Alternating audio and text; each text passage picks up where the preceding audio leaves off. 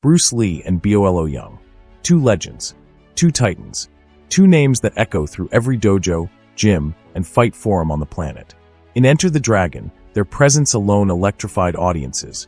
One the lightning-fast philosopher-fighter, the other a mountain of muscle built like a human tank. Their on-screen tension was unforgettable. But what if I told you their real clash didn't happen in front of the camera?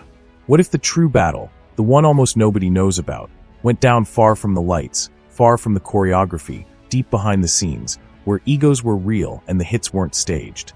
Today, we're pulling back the curtain on the real fight between Bruce Lee and Bolo Yeung. A private showdown whispered about by crew members, a moment of raw speed colliding with raw power, a moment that left everyone who saw it stunned. So what really happened? Who pushed who? And who walked away proving they were the true alpha on set? Let's find out. The genesis of Bruce Lee and Bolo Yeung's real-life clash starts with the creative decisions surrounding one of the most culturally significant martial arts films of all time, Enter the Dragon.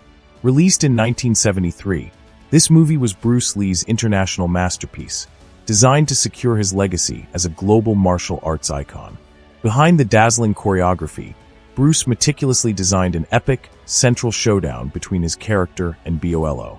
The planned fight was intended to be a philosophical as well as a physical centerpiece. Bruce, with his revolutionary Jeet Kune Do, represented speed, efficiency, and adaptability. Bolo, with his immense physique and sheer musculature, embodied brutal, uncompromising strength and intimidation. It was a stylistic contrast that promised to be unforgettable. However, as production advanced, Warner Brothers intervened. Decisions aimed at streamlining the narrative led to significant script alterations. Bolo Yeung's role was dramatically reduced, and the extensive fight sequence Bruce had choreographed with him was entirely excised.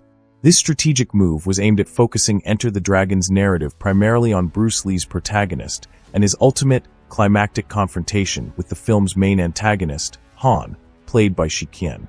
Han, the enigmatic and ruthless crime lord, was the core of the film's plot, a symbol of the corruption and evil the hero had to conquer.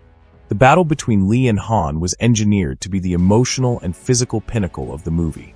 Warner Brothers concluded that adding a second major fight, such as the one planned with Bolo, would dilute the impact of the final, crucial showdown. But before we delve further into this unspoken rivalry, let's first examine the separate paths that forged these two martial arts legends.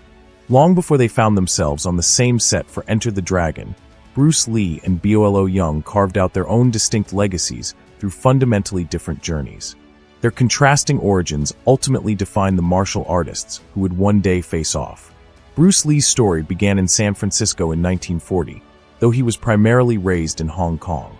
Born into a family connected to the world of entertainment, his father was a Cantonese opera performer. Bruce was exposed to performance arts early.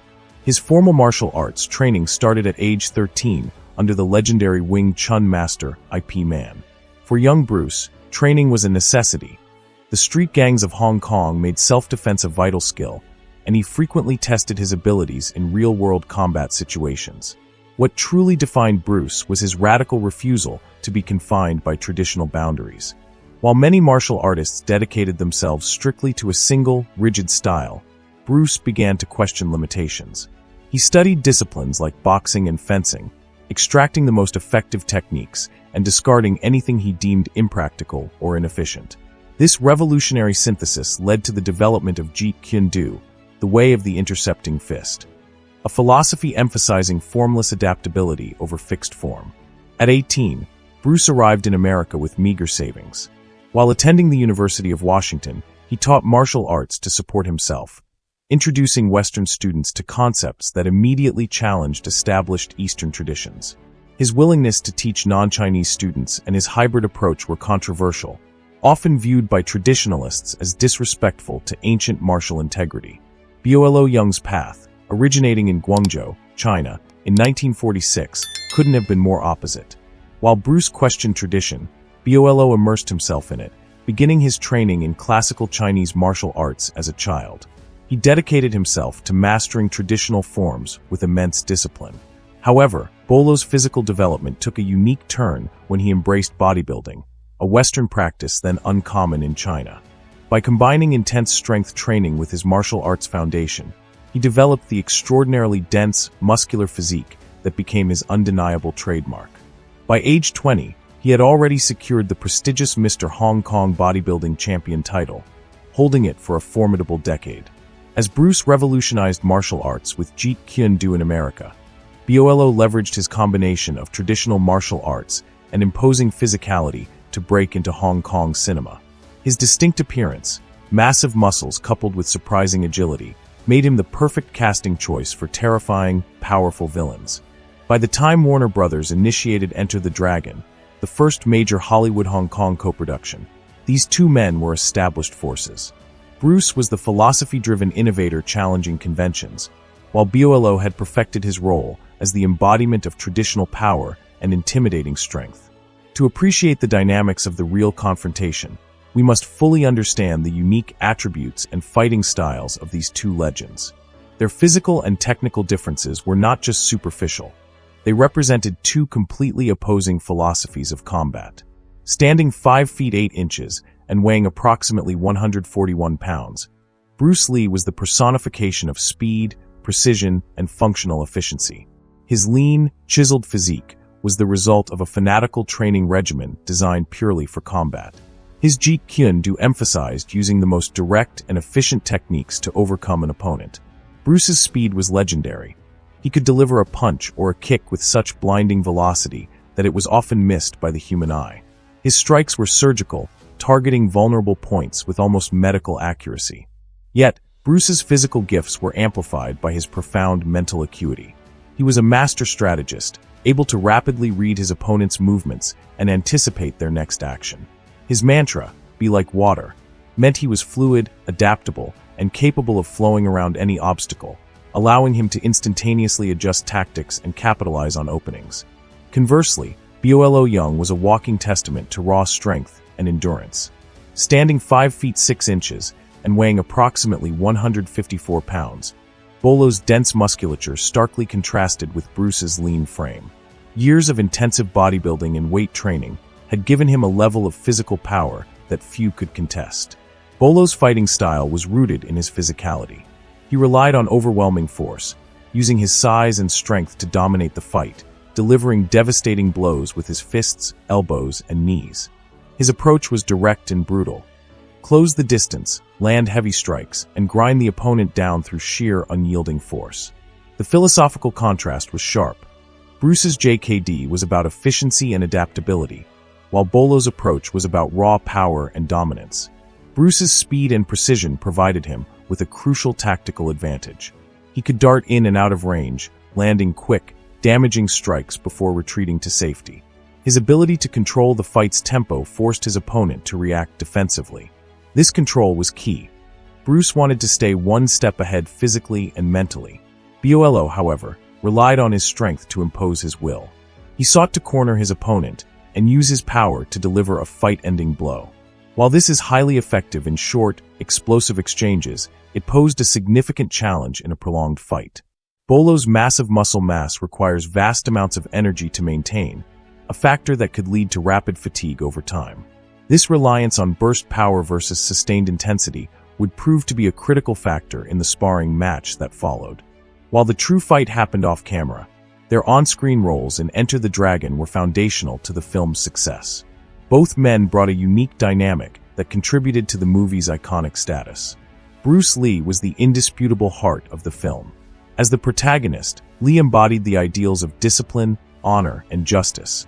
A skilled martial artist recruited by intelligence to infiltrate Han's martial arts tournament, a front for illegal operations. Bruce's role was an extension of his martial arts philosophy. His character's commitment to self-improvement, respect for opponents, and unwavering justice infused every scene, dialogue, and meticulously choreographed fight. The mirror room fight, in particular, remains one of the most celebrated sequences in cinematic history, a perfect fusion of action, symbolism, and technical brilliance, a testament to Bruce's genius as a martial artist and director. Bolo Yeung, playing Han's fierce and utterly intimidating henchman, Bolo, had a different but equally crucial role. He embodied raw, visceral menace. His character was brutal, ruthless, and unrelenting, providing a stark physical contrast to the agility of Lee. Bolo's imposing presence added a palpable layer of tension and danger to the film, making him a truly memorable antagonist despite his reduced screen time. His fights, though fewer, were highlights of the movie, and his menacing aura helped elevate the stakes, making Bruce's eventual triumph feel all the more earned and satisfying. The cut fight scene would have been a direct physical manifestation of the film's central conflict: speed and philosophy versus power and brute force. Although the scene was removed, the intense, silent competition on set and the subsequent off-screen sparring match served as a real-life analog to this cinematic rivalry. The set of Enter the Dragon was not merely a film production. It was an unprecedented assembly of genuine martial arts talent. While Bruce Lee and Bolo Yeung dominated attention, they were surrounded by high-level martial artists who keenly observed the rising tension between the two icons. Jim Kelly, the charismatic karate champion who played Williams, noted the intense, professional edge between Bruce and Bolo during training sessions. As the international middleweight karate champion, Kelly instantly recognized the unspoken competitive energy that exists between top-tier fighters. The training area evolved into an unofficial arena where skills were demonstrated between takes, each man subtly escalating the intensity of their warm-ups and technique displays. This competitive showcase was equally apparent to Bob Wall, who played the villain O'Hara and was a legitimate karate black belt. Wall worked closely with both men on fight choreography and instantly identified the fundamental differences in their approaches. Bruce's revolutionary concepts of explosive speed and efficiency versus Bolo's formidable displays of raw, crushing strength. Two distinct martial philosophies were embodied in human form, silently vying for superiority. The contrast sharpened during breaks. Future legends like Sammo Hung and Jackie Chan, working as stunt performers, watched intently as Bruce demonstrated his famous one-inch punch and his lightning-fast kicks. What mesmerized these future superstars was not just the speed, but the scientific precision and hip rotation behind every movement. Meanwhile, Bolo would counter with astonishing feats of strength, leaving even these seasoned martial artists in awe of his brute power. As filming neared its end, the professional rivalry intensified further following Warner Bros.' decision to cut Bolo's major fight. During the final week of production, the atmosphere on set became charged. The cast and crew could sense that an unscripted moment was inevitable. The reduced screen time had inadvertently set the perfect conditions for a real-life confrontation to test which martial philosophy would truly stand up to the pressure. When the planned fight was officially cut from the film, Bolo Yeung did something audacious. He issued a direct, personal challenge to Bruce Lee for a real sparring match. Bruce, who never once backed down from a genuine martial challenge, accepted immediately. This would not be a staged cinematic sequence. This was to be raw, unfiltered, and a true test of skill. The two men stepped into the ring, not as actors, but as martial artists ready to measure their abilities. Bruce Lee, ever the strategist, immediately dictated the pace using his superior speed and footwork. He moved with the effortless fluidity of water, darting in and out of Bolo's range, landing quick, targeted strikes before Bolo could mobilize his massive frame. Bruce's movements were unpredictable, a hallmark of Jeet Kune Do. He avoided fixed patterns, instead adapting to Bolo's power, exploiting momentary openings, and creating his own. His goal was methodical, to wear Bolo down through relentless pressure, speed, and precision. Bolo Yeung relied on his raw power to overwhelm. His strategy was simple and direct: close the distance and use his heavy hands and powerful leverage to land a single, fight-ending blow. His strikes were massive and forceful, each one capable of shifting the momentum entirely. However, Bruce's incredible agility and evasion made this extremely difficult. Every time Bolo lunged to close the gap, Bruce would evade, counter, and retreat, leaving the larger man off balance and frustrated. As the fight extended beyond the initial minutes, the critical difference in their conditioning became brutally apparent. Bruce's lean, functionally trained physique allowed him to maintain his blistering speed and precision.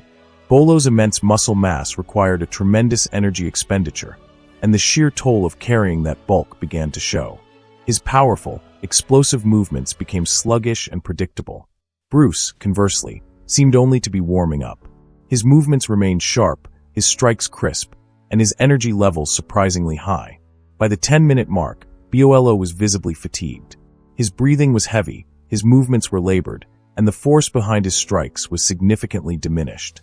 Bruce, sensing the opening, accelerated his pace, landing rapid combinations and forcing Bolo into a purely defensive posture. Bruce's ability to maintain his explosive speed for an extended period was a clear validation of his rigorous training regimen, which heavily emphasized functional strength and endurance. Despite his exhaustion, Bolo fought back with admirable determination, but the physical reality of the contest was overwhelming. Each attempted offensive was met with a flurry of strikes from Bruce, forcing Bolo to concede. He simply could not maintain the pace. The physical demands of the fight had depleted him. Bruce, his energy still high, had carried the day. The unscripted sparring match between Bruce Lee and Bolo Yeung was a deeply revealing moment, shedding light on the strengths and limitations of both men, and offering valuable insight into core martial arts principles, conditioning, strategy, and adaptability. For Bolo Yeung, the fight was a sobering lesson. His raw power and muscular physique, always his greatest assets, exposed a critical weakness: endurance. His impressive bulk, though visually intimidating, demanded a vast amount of energy. As the fight went on, his movements slowed, his strikes became less potent, and his defense deteriorated. The fight clearly demonstrated that overwhelming power alone is not enough to secure victory in a contest of prolonged endurance. However, Bolo's performance was undeniably remarkable. To last 10 intense minutes against Bruce Lee was a testament to his sheer resilience and determination. He may have lost the match, but he gained invaluable self-awareness, a deeper understanding of his physical limitations and the areas where he needed to improve his stamina. For Bolo, this confrontation was a crucial learning experience that would subtly influence his approach to martial arts moving forward. For Bruce Lee, the fight was the ultimate validation of his Jeet Kune Do philosophy. His emphasis on functional strength, blinding speed, and perfect efficiency proved to be the decisive factors. Beyond the physical victory, the match highlighted Bruce's mental and strategic brilliance. His masterful ability to read Bolo's moves, anticipate his attacks, and fluidly adapt his tactics mid-fight was a testament to his mastery of the way of the intercepting fist. The encounter between Bruce Lee and Bolo Yeung was a genuine clash of styles, a battle of wills, and a profound test of endurance. It showcased the best of both legendary fighters, but in the end, the Dragon's speed and method triumphed.